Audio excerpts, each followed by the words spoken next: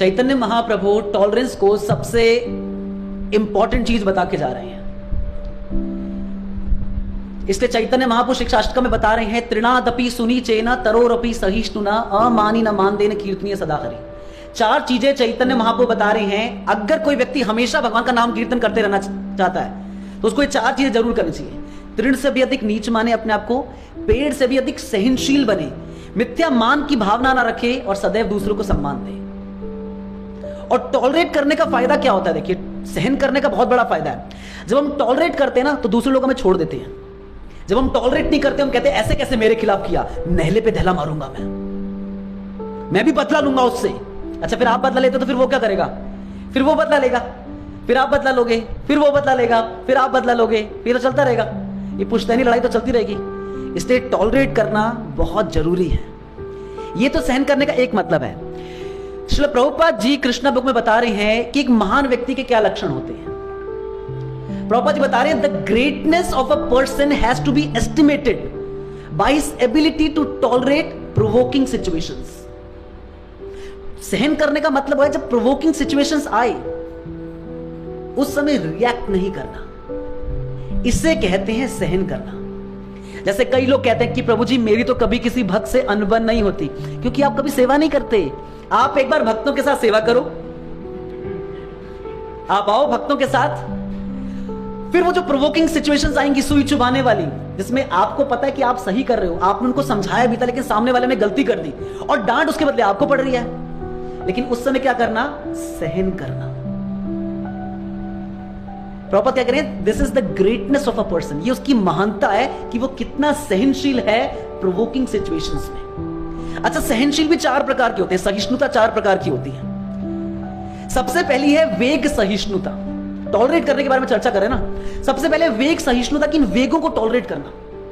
जैसे उपदेशामृत में रूप गोस्वामी पहले श्लोक में बता रहे हैं, वाचो वेगम मनसा क्रोध वेगम जिवा वेगम उद्रोपस्थ वेगम एतान वेगान यो विषहेत धीरा सर्वमपि माम पृथ्वीम स शिष्यात्। कौन पूरी पृथ्वी पे शिष्य बनाने का अधिकारी है? जिन्हें 6 वेगों पे कंट्रोल किया हो। वेग सहिष्णुता।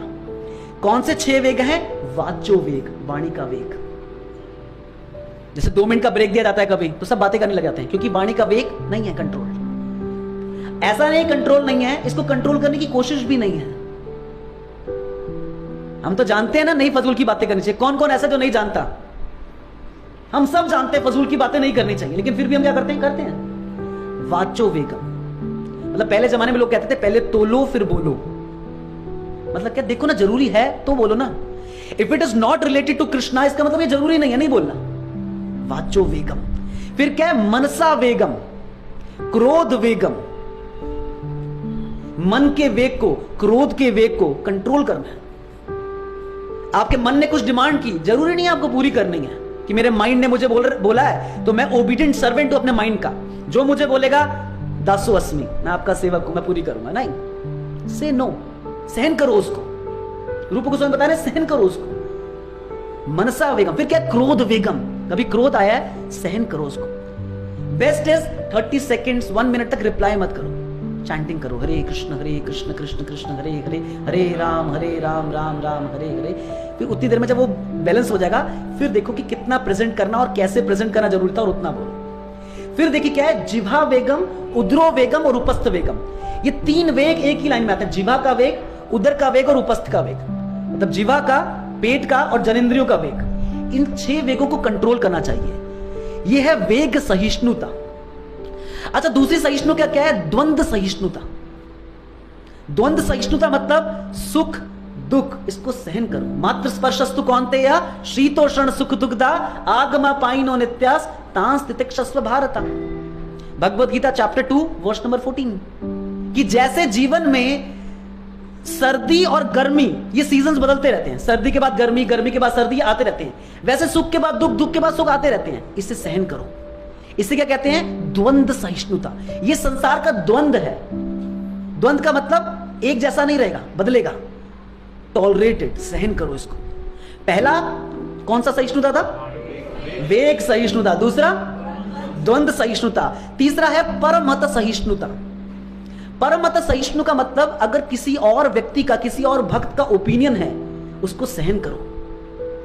क्या होता है, कभी कभी कोई ओपिनियन हमारे मतलब का नहीं होता, या हमारी समझ से परे का होता है, या फिर उस ओपिनियन से मेरा जो मत था वो खराब हो रहा है या सप्रेस हो रहा है, तो इस पे हम एजिटेटेड हो जाते हैं, क्रोधित हो जाते हैं। सहन करो, परमत सहिष्णुता, दूसरों के ओपिनियंस जो हैं उसको सहो, एजिटेट नहीं होना उसमें।